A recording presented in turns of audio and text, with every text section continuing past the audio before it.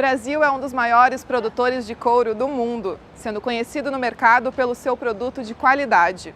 Com forte inserção nos segmentos moveleiro, calçadista e automotivo, a indústria do couro no nosso país exporta mais de 2 bilhões de dólares por ano para até 80 países e emprega, atualmente, mais de 50 mil trabalhadores. Essa pulseira é couro, essa mochila é couro, então eu costumo consumir demais. Sapatos, bolsas. Tenho comprado ultimamente aquele couro sintético, né? Couro, aquele vegetal, acho que chama assim, né? Que é sintético, não couro animal, assim. Se for pensar na questão ambiental, não tenho tanta preocupação na hora da compra, mas a gente tem consciência, né, apesar disso. Eu tenho uma noção vaga, assim, de que é uma indústria poluente, assim, que parte do processo gera certos resíduos que são poluentes e tal, mas eu não tenho uma noção clara de o quão poluente é. A questão de matar os animais, né, daí eu acredito que é um impacto muito negativo, assim. Olha, eu sei que é grande o impacto, mas eu não sei o quão grande é isso. É muito incrível, pensar de todas as possibilidades que tem os resíduos de serem reciclados e tratados e transformados, né? A gente não pensa que o chorume pode criar um biogás. Tudo que faz bem para o meio ambiente, que não vai trazer mal para um futuro, danificar o mundo, eu acho super válido, tem que fazer. Acho que essa ideia de utilizar couro como material para a produção, né, enfim, de calçado e outros produtos, é uma ideia antiga, que, enfim, naquele tempo a matéria-prima era essa que se tinha e se utilizava. Hoje em dia tem muita alternativa, um couro mais ecológico. É o futuro, tem que ser assim. Eu acho que nosso país tem que pensar muito nisso, porque os países envolvidos estão todos pensando nisso. Então é o futuro. No Pesquisa em Pauta de hoje, vamos conhecer Marilis Guterres Soares, professora do Departamento de Engenharia Química da URGS. Ela realiza pesquisas que visam a geração de tecnologias mais limpas para a indústria coureira, como o uso de biotecnologia no processamento do couro, além do tratamento de efluentes e de resíduos. Primeiramente, então, eu gostaria de agradecer a tua participação no Pesquisa em Pauta. Muito obrigada. Muito obrigada. E gostaria de começar, então, perguntando um pouquinho da tua trajetória acadêmica. Então, eu sou professora nessa universidade, me orgulho bastante, assim. Ingressei na universidade através, justamente, de uma área já de atuação em couro mesmo, Foi aberta uma vaga específica nessa área. Sou engenheira química, e fiz mestrado na própria URGS, na área de aproveitamento de resíduos de costume. Fiz meu doutorado num instituto de pesquisa e tecnologia de couro bastante antigo, na cidade de Freiberg, na Alemanha. E atuo assim, nessa área e coordeno um laboratório de pesquisa, que é o Laboratório de Estudos em Couro e Meio Ambiente. Mas o início mesmo foi realmente, após eu me formar em engenharia química, eu fui procurar uma colocação no mercado de trabalho e acabei trabalhando primeiro numa indústria que fazia extração de produtos, extratos de vegetais para processamento do couro, para curtimento. E depois trabalhei realmente num curtume, durante alguns anos como gerente de produção. Logo, quando eu ingressei na URGS, neste concurso, houve a coincidência que eu já tinha experiência e conhecimento na área, e aí então as coisas se fecharam, assim, já unindo então a minha experiência prévia com então a possibilidade de atuar na academia. Estando na universidade, claro, a gente tem a oportunidade de interagir com jovens, e eles também instigam bastante. Depois a oportunidade de ser orientadora, professora num curso de pós-graduação. Então, obviamente, isso vai se somando, porque a cada aluno de mestrado, doutorado ou pós-doutorado vem questionamentos, assim, o que nós vamos procurar investigar, Então, as coisas vão evoluindo, assim, realmente por vontade mesmo e por um conjunto de fatores que vai levando. Assim. Uma das ênfases da tua pesquisa está relacionada com a questão da proteção ambiental, com o uso de biotecnologia no processamento do couro e no tratamento de resíduos, Isso. Quais os impactos da indústria do couro para o meio ambiente? Realmente, a indústria do couro, ela demanda água em quantidades elevadas no processo, né? E insumos químicos, né? Uma grande quantidade de insumos químicos em várias etapas de processamento. E se não houver cuidado, realmente pode acontecer impactos, mas são todos, né, contornáveis, né? Tanto trabalhando na eficiência do processo, né? Em elevados níveis de eficiência, em redução do consumo de água, aproveitamento de água, né? E aproveitamento dos resíduos, inclusive para a produção de energia, né? É uma questão de gerenciamento, é de gestão do processo, né? Que as empresas, né, as pessoas que trabalham, os técnicos, devem ficam atentos, né? E é inevitável, assim, claro, a geração de resíduos que devem ser tratados após, né, o processo. Não tem como tornar o processo totalmente limpo durante a execução, sempre vai ter o que a gente chama de tratamento de fim de tubo, né, um tratamento posterior dos efluentes e resíduos gerados. Isso, claro, que também requer, né, ainda avanços, né, científicos, avanços tecnológicos. E aí surgiu, há algum tempo atrás, assim, já tendo estudado e pesquisado várias formas de tratamento químico, começamos a introduzir um uso de biotecnologia, utilizando bioprocessos, né, justamente para trazer um componente a mais, assim, né, uma inovação dentro do processo. Vem dando resultados, né, uma proposta assim que a indústria inclusive também emprega, né? Mas que a gente fazendo umas pesquisas e umas buscas a mais se avança bastante, né? Alguns dos teus estudos, eles indicam alguns caminhos alternativos a esses problemas, como, por exemplo, a geração do biogás como energia alternativa a partir dos resíduos, né? Como é que se deram esses estudos e o que é esse biogás, como se chega até ele? Os resíduos, eles são que seriam, né, do processo, né, tanto recortes de peles, de couros, como lodos, né, residuais.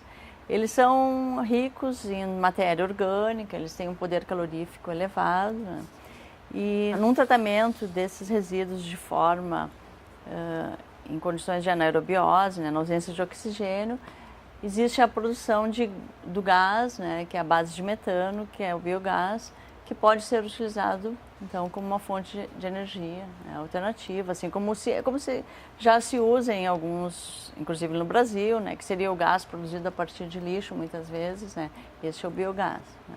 E neste caso, então, é a partir de um resíduo orgânico do processamento, né. Marilis, como as tuas pesquisas apresentam soluções a partir desses resíduos tóxicos, a partir dos bioprocessos? O que são esses bioprocessos? Pois é, os bioprocessos, eles podem já ser inseridos dentro de etapas no início do processamento, né, de tratamento da pele. Existe uma das etapas iniciais, que é a etapa de depilação, que é a remoção do pelo, né? A gente trabalha muitas vezes com peles bovinas, né? Na maioria dos costumes brasileiros, né? E esses pelos, inicialmente, eles precisam ser removidos, né? Enzimas obtidas a partir de algumas bactérias, né, que são isoladas, que são coletadas, inclusive em locais, né, que têm efluentes de curtume, então já existem bactérias adaptadas. Essas enzimas agem como agentes depilantes. Então, elas substituem alguns produtos que seriam a base de cal e sulfeto, né, como agentes depilantes. E ao fazer isso, né, existem já algumas melhorias, né, em etapas seguintes do processo, né, porque a gente já vai trabalhando com uma outra forma e já evita algum tratamento posterior também de remoção do próprio cal que teria sido adicionado em maior quantidade. Então é um processo enzimático no início, né, da transformação da pele. Também ainda nos bioprocessos, é possível, a gente tem feito, a indústria também tem utilizado taninos vegetais, né, para o curtimento de peles. Então é o Laboratório de Estudos em Couro e Meio Ambiente, com a sigla LACouro. Nós estamos analisando justamente plantas que possuem taninos vegetais, né, que são da natureza, né. Por isso a gente chama de uma biotecnologia, um bioprocesso para fazer o curtimento, né. Então, diferentes classes de taninos, em função da categoria química, das propriedades, eles agregam algumas propriedades de curtimento ao couro. Então, isso seria também um bioprocesso. Depois nós temos nos efluentes líquidos, a possibilidade de utilizar também micro-organismos. Nós estamos utilizando fungos, que são chamados fungos de podridão branca ou white rot fungi, que eles se encontram também na natureza, junto a madeiras, galhos, né? São fungos que degradam material celulósico, que eles também podem degradar alguns produtos químicos que são adicionados no processo de curtume, que é o caso dos corantes, né? Eles têm uma estrutura lignolítica semelhante à estrutura da madeira, né? Então esses fungos também são adaptados a fazer a descontaminação dos efluentes que contêm corantes, né? Tem mais um outro bioprocesso, que é a utilização de microalgas, né? As microalgas, elas têm capacidade de reter nutrientes dos efluentes, líquidos também, né? Que seriam as águas residuárias. Elas se alimentam, se nutrem desses efluentes, que nem sempre são tóxicos, né? São efluentes à base de nitrogênio, à base de fósforo, carbono, mas que em elevadas quantidades eles já causariam problemas, né, nos mananciais hídricos. Então as algas dão conta aproveitam, né, esses nutrientes e evitam então, né, uma contaminação com carga nitrogenosa e carga orgânica. Nesse sentido, pensando então na questão ambiental, mas também em outros aspectos, qual a importância de se estudar a indústria do couro?